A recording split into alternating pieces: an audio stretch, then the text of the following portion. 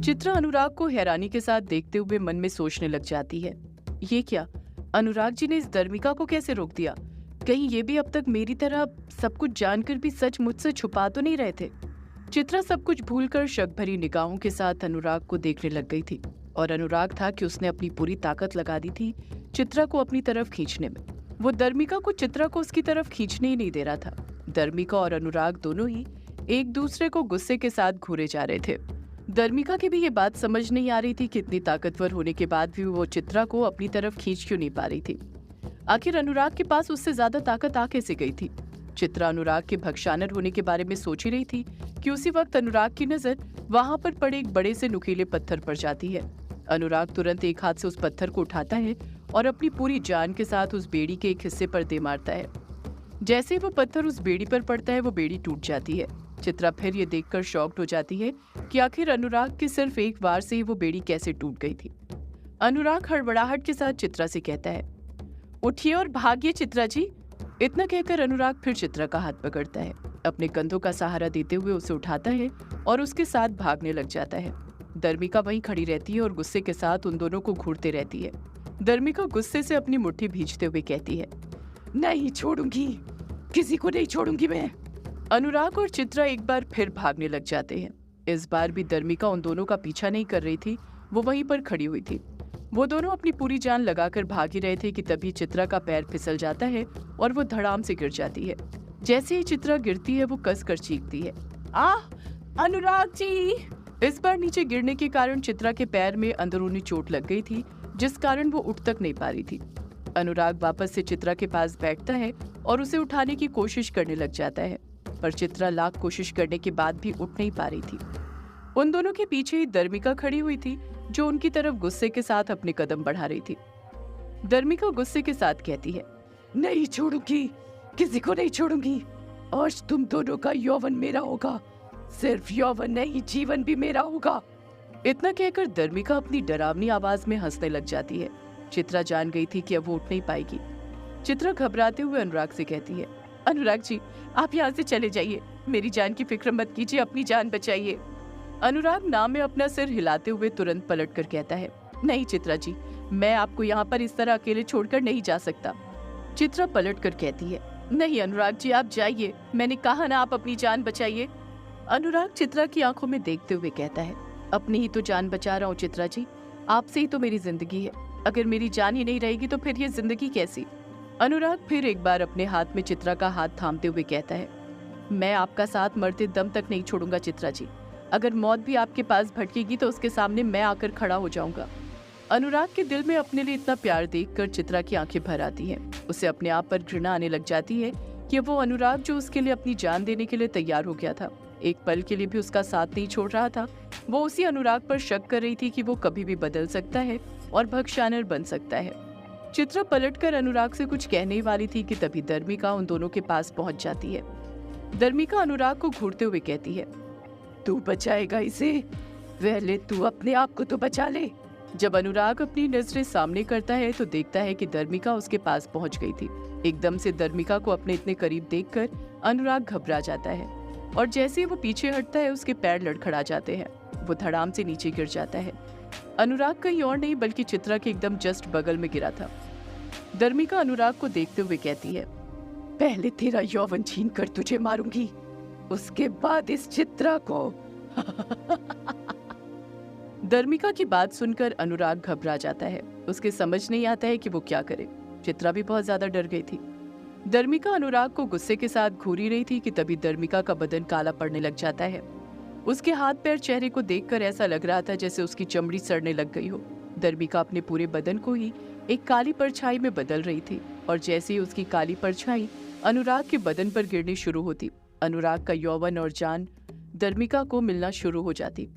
दर्मिका के कमर के नीचे तक का हिस्सा काली परछाई के रूप में बदल गया था। उसका नीचे का बदन पूरी तरह काला पड़ गया था। अचानक से आसपास एक अजीब सी बदबू फैलने लग जाती है, किसी लाश के सड़ने की बदबू। वो बदबू इतनी ज्यादा भयानक थी कि अनुराग से वो बदबू सहन ही नहीं हो रही थी। उस गंध के कारण अनुराग का दम घुटने लग गया था। अभी दर्मिका का बदन नीचे से लेकर उसकी गर्दन तक काला पड़ा ही था कि वो गंध अनुराग से सहन नहीं होती है और वो बेहोश हो जाता है। वो अपनी आंखें बंद कर लेता है। जैसे अनुराग की आंखें बंद होती हैं, चित्रा घबरा जाती है। उसे लगने लगता है जैसे अनुराग को कुछ हो न गया हो। चित्रा लेटे हुए ही अनुराग को अपने एक हाथ से हिलाते हुए उठाने की कोशिश करते हुए कहती है, अनुराग जी उठिए, अनुराग जी, ये क्या हो गया है आपको, उठिए।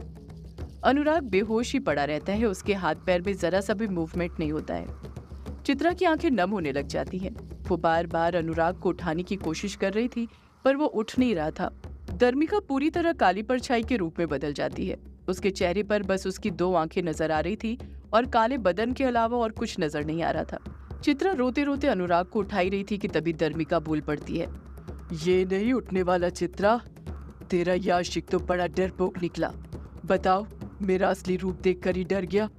चित्रा डरते रहती है। वो दर्मिका से पलटकर कुछ नहीं कहती है।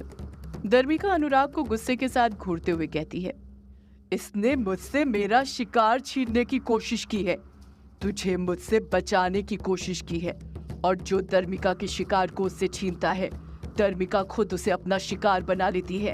अब मैं इसे अपना शिकार बनाऊंगी। पहले इसका यौवन लूंगी, फिर इसकी जान। इतना कहकर दर्मिका डरावनी आवाज में हंसने लग जाती है। चित्रा तुरंत दर्मिका से बोल पड़ती है, नहीं नहीं दर्मिका, ऐसा मत करो, मेरे अनुराग जी को कुछ मत करो, चाहे तो तुम मेरा यौवन और मेरी जान ले लो, पर मेरे अनुराग जी को छोड़ दो। दर्मिका चित्रा को एकटक देखते हुए कहती है, लूंगी, तेरी भी जान लूंगी, तुझे थोड़ी छोड़ने वाली हूँ मैं, पर पहले इसका नंबर है। ये मेरे खिलाफ गया है और जो दर्मिका के खिलाफ जाता है वो पहले मरता है। इतना कहकर दर्मिका अपने हाथ आगे बढ़ाने लग जाती है। उसी वक्त चित्रा जैसे तैसे हिम्मत करके अपने पैरों पर खड़ी होती है और दर्मिका के काले पड़े हुए हाथ को पकड़ लेती है। जैसे ही चित्रा दर्मिका का हाथ पकड़ती है, दर्मिका गुस्से के साथ चित्रा से कहती है, तू मुझे रोकेगी? तेरी इतनी हिम्मत? चित्रा रोते हुए कहती है, मेरे अनुराग जी को छोड़ दो, इन्हें कुछ मत करो, चाहे तो मेरी जान ले लो। दर्मिका चित्रा को एकटक देखते हुए कहती है, मैंने कहा न तुझसे लूंगी, तेरी जान भी लूंगी, पर तेरे इस प्रेमी को मारने के बाद। आज से सालों पहले मेरी आंखों के सामने मेरे प्रेमी को भी मारा गया था, और आज तेरे सामने मैं तेरे प्रेमी को मारूंगी। आखिर तुझे भी तो पता चले मैं इतने सालों से किस दर्द को भोग रही हूँ। वैसे भी एक औरत का दर्द एक औरत ही तो समझ सकती है ना, तो तुझे भी मेरा दर्द समझना ही होगा।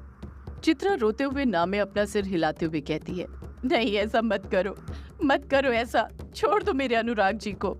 दर्मिका चित्रा की एक नहीं सुनती है। वो अपने हाथ की पकड़ चित्रा के हाथ में से छुड़ाने लग जाती है, पर चित्रा भी कसकर दर्मिका का हाथ पकड़े रहती है। उसने सोच लिया था कि चाहे कुछ भी हो जाए, वो दर्मिका को अनुराग को मारने नहीं देगी, उसे बचाकर रहेगी, चाहे उसके लिए उसे खुद को क्यों न मारना पड़े।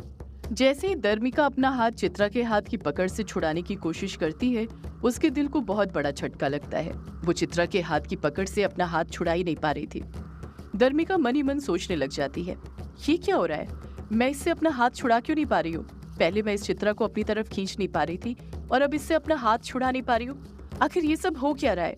ये मामूली से इंसान मुझे कैसे रोक रहे हैं? आज से पहले किसी को मारने के लिए मुझे इतनी मशक्कत कभी नहीं करनी पड़ी। चित्रा ने सोच लिया था चाहे कुछ भी हो जाए वो दर्मिका का हाथ नहीं छोड़ने वाली थी।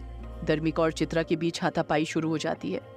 उसी हाथापाई में दर्मिका अपनी पूरी जान लगाकर अपने हाथ से चित्रा को पीछे की तरफ धक्का देती है, जिस कारण चित्रा अपना बैलेंस संभाल नहीं पाती और वो गुलाटी खाते हुए पेट के बल जमीन पर गिर जाती है। जब चित्रा जमीन पर गिरती है तो उसकी चोटी जिसका उसने जोड़ा बनाया हुआ था वो खुल जाती है। उसी वक्त तेज हवाएं चलने लग जाती हैं।